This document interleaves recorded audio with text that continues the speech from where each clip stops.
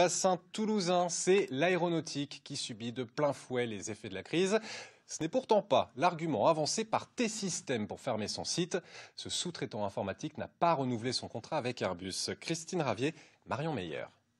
Bonjour, T-Systems, 100 milliards de chiffre d'affaires, 44 licenciements sur Toulouse, ferme le site. Ils sont une cinquantaine mobilisés pour faire connaître la situation chez T-Systems. L'entreprise ferme ses portes, 33 salariés se retrouvent sur le carreau, 11 autres restent en télétravail sans aucune certitude sur leur avenir. Aurélien Graton, 20 ans d'ancienneté, va perdre son emploi le 1er juin.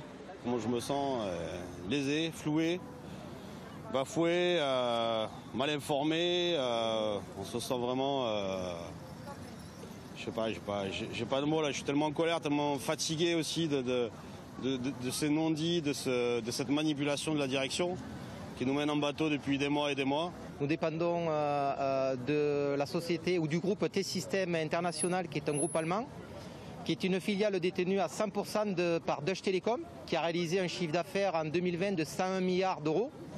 Et en fait, aujourd'hui, nous sacrifie et ferme le site de Toulouse. Les salariés de T-Systems sont en grève depuis le 1er mars. Manifester devant Airbus est pour eux un choix délibéré.